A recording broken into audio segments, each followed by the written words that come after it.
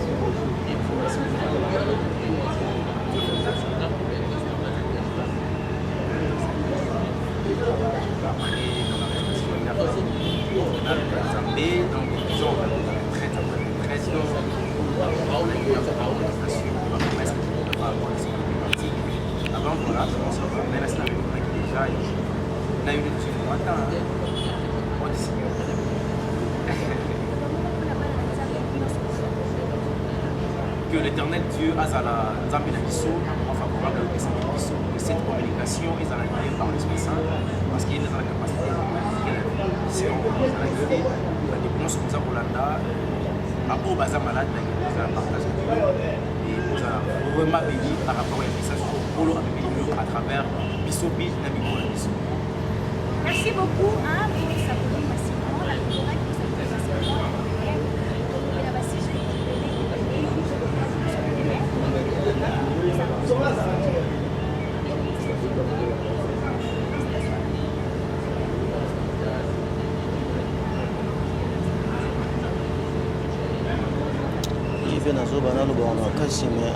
En fait, l'interpellation c'est trop dur. Il y a certaines réalités comme la raconte de la vie. Ils allaient subdiviser en quatre parties. Il y a des choses comme la vie et l'enseignement. Il y a des choses comme la vie et la reproche. Il y a des choses comme la la vie, le avertissement. Et puis il y a comme la vie, il y a une manière de faire sa sagesse. Alors, je n'étais pas interpellé, en fait, conscience n'a été interpellé dans quelque chose d'autre, mais au moins, Dieu m'a enseigné le monde par lequel nous sommes aujourd'hui, le pays par lequel autre ça la Moussa Nzambé, l'état par lequel autre ça la Moussa Nzambé, et nous sommes en face à banane par rapport à un message nini autre ça pour nous. Donc, enseignement des nations qui est en Rwanda, il y a pour ça l'enseignement sur mon pays, et pourquoi pas enseignement sur le temps, vie réalité où vous allez connaître ça.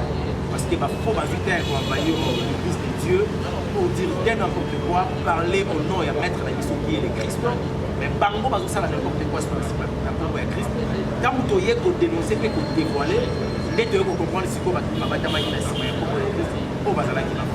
Mais sinon on a quand même quand même un enseignement de la part du Seigneur. Qui est arrêté depuis la Katia Bolo à travers encore l'église du Congo et surtout dans la propagande.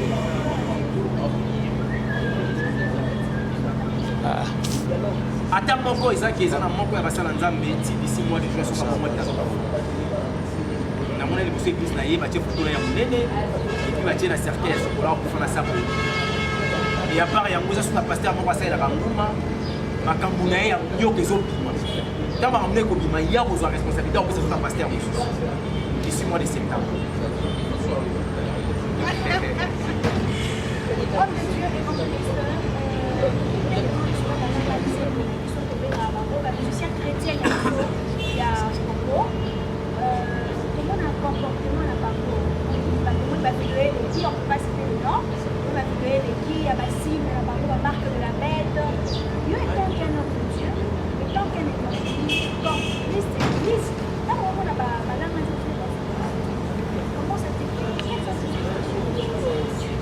Oui, et puis ça n'a pas si ma casse pourquoi parce que Lucifer n'a pas adepte naïe, ma quotidien na kati ya musique pour étouffer ce qu'on appelle l'adoration de la loi. Comment ils sont au tali Bible, on comprend que Jéricho est quoi na Chine. Jéricho est quoi à Canada. Maintenant, qu'est-ce qui fait que Jericho est Koya? C'est parce que bateau va naître pour louer Nzambé, parce que pour louer Nzambé en guise de reconnaissance de quelque chose. Maintenant, la musique congolaise, sur le plan spécifique, tout spécifiquement bien, d'être même la musique en caractère religieuse.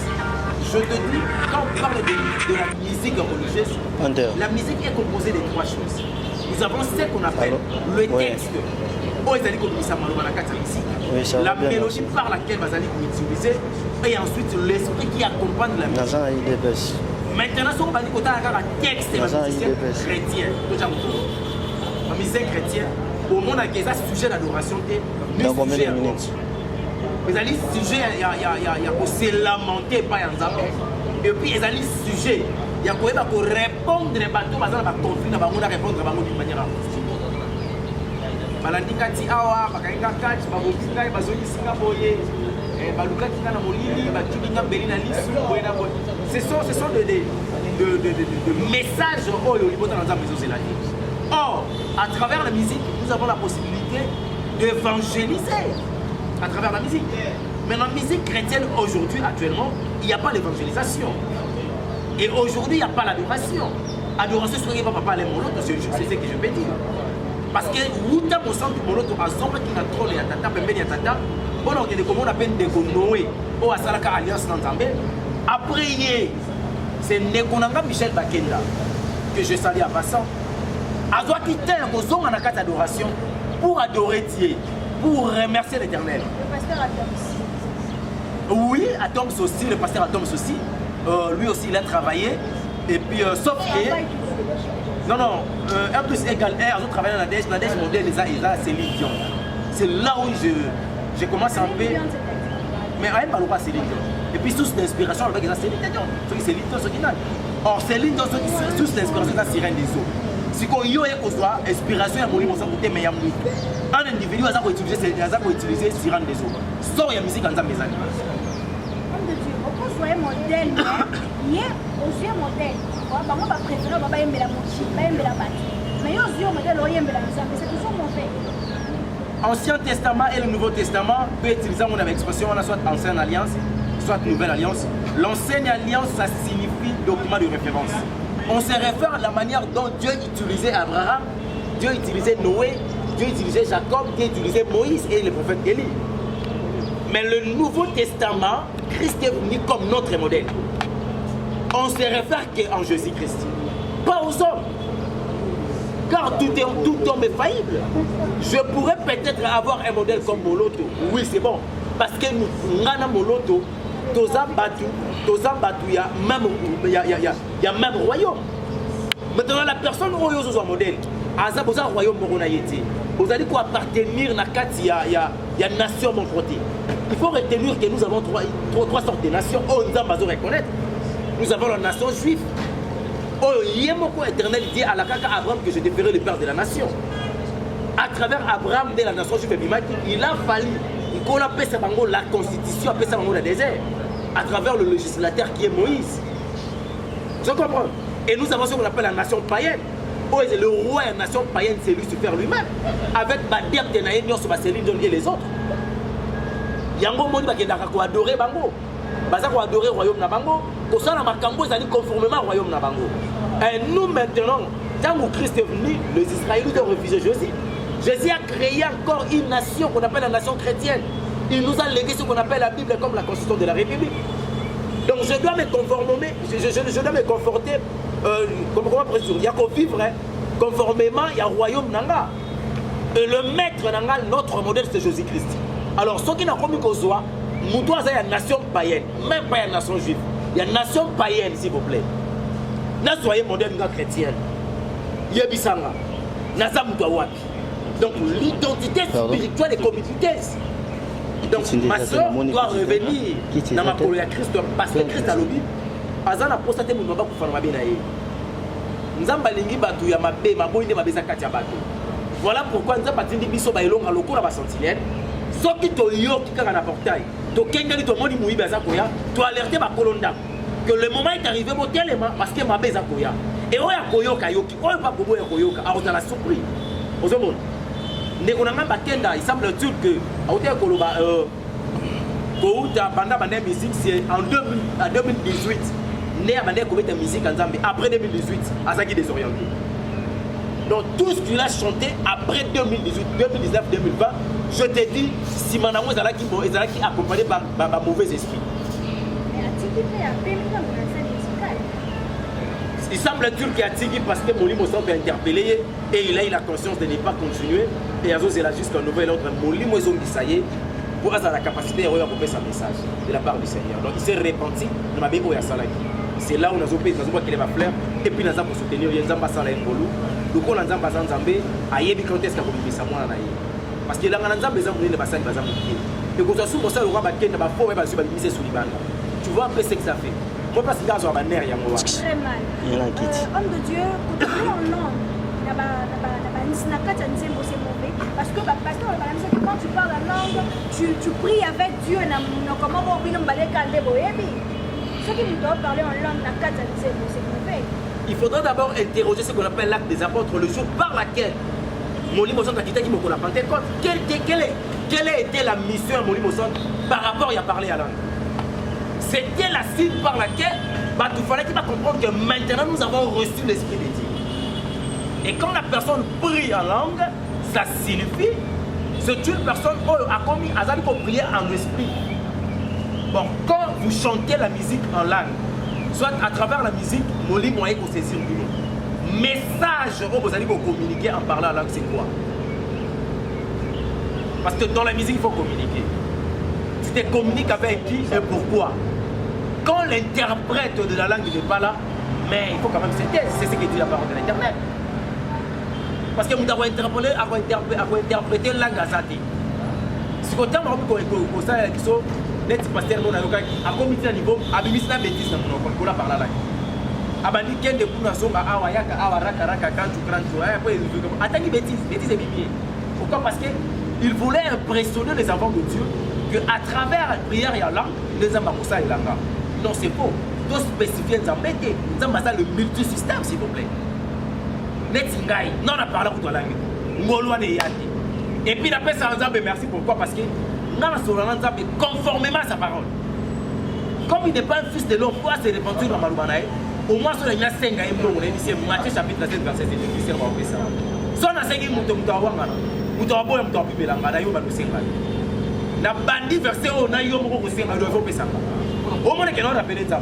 Son amour, il tombe qui n'a aucun souvenir, sur le bain, on a gardé silence. Seigneur, on va la condition, l'éternel combattant pour pousser ta parole. Quand tu as dit tout Mao. Son amour, il m'a dit que si matin, il y a 1 kilo de kinaïe. On dit venez à moi pour tout ce qui est fatigué. Tu vas charger. Au moins qu'il a pris non, c'est référé dans Maloubalanga, maintenant Maloubayanzam, venez dans rappeler. Mais par là, je n'aurais pas l'idée. Qu'est-ce que je dis? À moins qu'elle soit saisie par l'esprit. La télé me dit à moitié. Mais le lingue comme il faut saler, mais la lélo, c'est comment? Pasteur Alingalia, il faut parler là. Quand on est à Boni, na foufou, par là, na foufou. Boni, na foufou, ben la milieu, il faut remercier l'Éternel parce que c'est lui qui t'a donné à manger. Purifier le bilon, on a maquillé et ceci. Sanctifier en haut.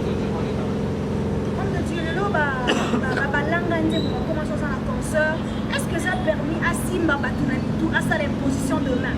Est-ce que c'est permis? Non, non, c'est pas permis. Il y a un moment où il y a un nuance, pas comme il le pasteur. Michel Chabani, ma pasteur. Atoms, pasteur. Franck Moulacha, pasteur. Pasteur Mike Karambay. Comment il a dit? Pasteur Mike Karambay. Pasteur Mike Karambay. Alors, ma pasteur. Pasteur Mike Karambay. Oui, tu as un amour. Donc, tu as des différences à vous. Non, mais tu as des solos, ma pasteur, s'il vous plaît. Atoms, pasteur. Tu as des solos, ma pasteur. Donc, toi, ça pasteur, tu écoutes dans la communauté, c'est problème. Au même, ça combo la crédibilité à ministère pastoral. Pasteur, il y a un récupéré pour l'autre, c'est quoi, c'est les balles. On les a pas menti. Pasteur, loco là. Papa n'a vu soirée, papa. Pasteur. Il y a Patrice, pasteur. Laure Lombo, pasteur. Papa de Ningonde, évangéliste. Matou Samuel, pasteur. Si on a mis tout, nous connaissons les journalistes comme ça, on va pasteur. Ça m'a dit que récupérer un pasteur dans la musique religieuse. Non, et comme problème, il y a offrande. Et comme il y a offrande. Pasteur Pichou Mwanza. Tu es Pichou Mwanza pasteur. Pourquoi il y a un pasteur? Pasteur Aïma Farmalola. Pasteur Aïma Farmalola. Quel est la Farmalola? Comment pasteur? L'église des aboués na commune. Au moins, il va te belé, va encore, ça va tout le monde va faire les films. Il y a un qui est na Farmalola. Comment il est c'est quoi? Maman Nanga. Frère Pichou Mwanza vite au Kanga Bango Kala, tu n'as mis ça na Bango. Tu comment au Kanga Bango? Ah, gloire au Seigneur. Il va pas faire qui va pasteur. Pichou Mwanza. Tata na okela ya kenda. Paix à son âme. Na yé kaza les sika qui va passer avec Mosala. Il y a Joseph, il y a pasteur qui n'a ni Mungwande.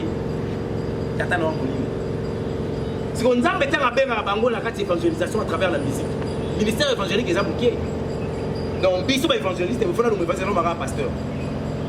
Bango ba koye bisanga ça na pasteur asa succès ko le Renard Bonk évangéliste Renard Bonk. Na mboka o. Topé l'Afrique, topé na monde. Non! Kiziamina qui vit la Jean Oscar, c'est un évangéliste. Claude Kaboundou, c'est un évangéliste. Pourquoi faut ministère pastoral? Bino ko batwa kanda, votre nature psychologique vous êtes colérique. Aux abergende. C'est au bon bibole nyonso. Iyo linga ba jete mon aposo comme pasteur, on m'a berger. C'est faux. Oui.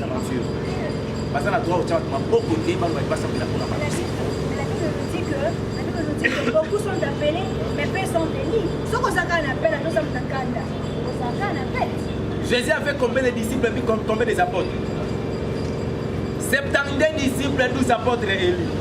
Alors les 72, quand Jésus a retenu qu'à 12, le roi va élu. Le reste, c'est pas ça, il a Jésus. Pas tant que homme de Dieu, la télé c'est le temps.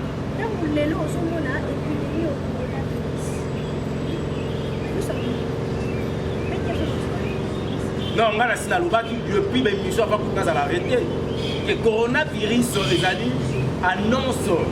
Il y a Albert Baïker depuis 1875. Azara qui n'a troisième dimension à franc-maçon. Azara qui parle de 33e dimension à franc-maçon. Le niveau naïe, il y a qui c'est lui qui avait parlé sur l'ordre mondial. Oh, l'Église catholique à travers leur pape au hasard actuel. Que le 14 mai, il a fallu passer à la pacte mondial. On va jouer un mot pacte mondial. Que toutes les religions, n'a pas religion, ça ne va pas comme un encore. Et va repousser en gros les 18 et le 19 septembre, il y a des hauts. Bon, ça pacte mondial. Alors, nous avons que l'important ensemble, vous devez se préparer.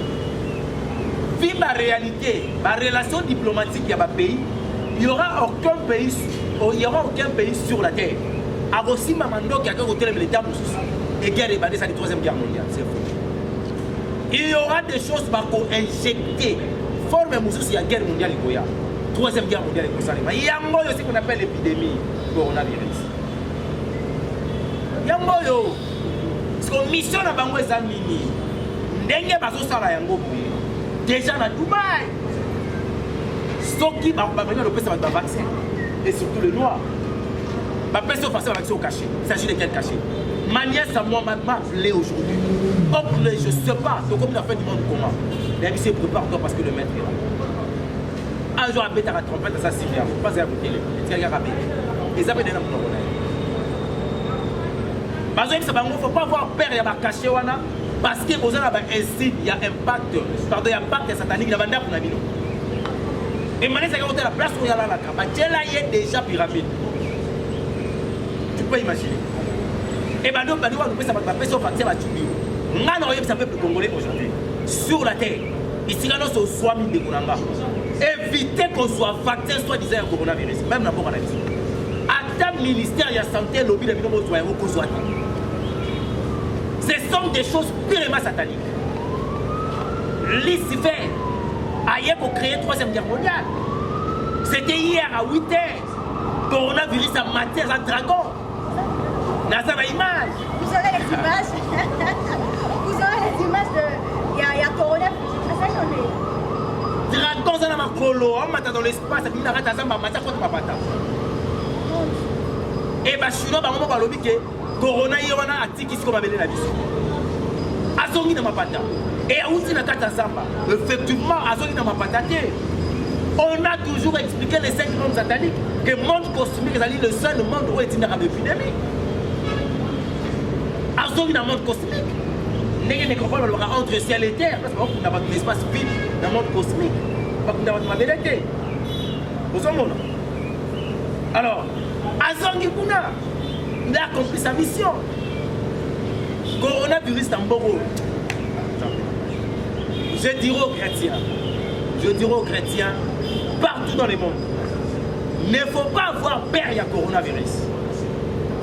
Je vous dirai une chose. En Israël, en Égypte, une fois, il y avait ce qu'on appelle l'ange de la mort qui passait. Dieu a dit à Moïse, bon, ma ébouélé, bonsoir ma tira ya nyama, bon, tchana ba lettre ba porte la bino, ange de la mort à koleka. Ce qui m'a tiré ébouélé, et batté là qui peut épargner, qui banna ya Israël devant l'ange de la mort. À combien plus forte raison, ma tiré à Seigneur Jésus-Christ, de quoi il se prend sur la croix, la carte ma tiré.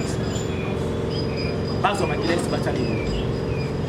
Coroné boye ko bande nga na yena antivirus ko na ko Jésus na yena antivirus ko ti amelo souffrir j'ai tout mélangé na moni ba na bango tout ne ba menti ba sala problème na bango ezali ba injecter coronavirus pourquoi parce que bactérie ba bossa le 19 na le 18 septembre oyo bango no so ba religion na bango leur mission ezali que tellement ba ko sangana et bango et pas na bango wana parce que numéro 1 il y a biloko wana ya église wana pour ba islam wana kwa za na kabisa uli basi ba yoka na pa on est ba osangana bango ba ko bema kimia coronavirus c'est eux et c'est par là le monde est que voilà la personne qui nous a sauvé le Messie le Christ or que c'est lui qui est le faux l'antichrist ndeye et bango ba ko ba ke à cause ya ko ba ko unifier nzambe to comme mutu mo nzamba sale biso a épargné biso na 3e guerre mondiale qui est coronavirus to ba zo yebate ne ko permettre tout le monde à s'agenouiller dans moi na antichrist.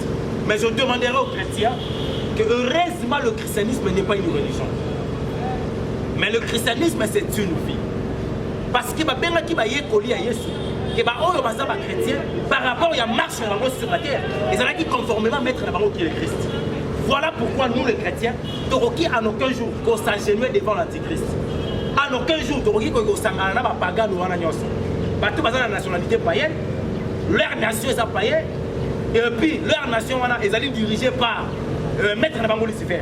Nous, avec la nation chrétienne, nous avons notre maître qui est Jésus-Christ. Et puis, il nous a légué ce qu'on appelle la constitution de la République. Et notre nation, c'est ce qu'on appelle la Bible.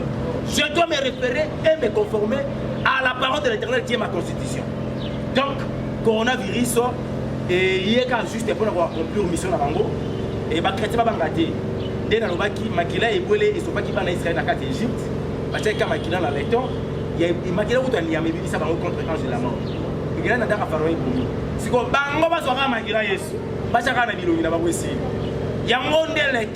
le corps de l'homme, c'est le temple du Saint-Esprit.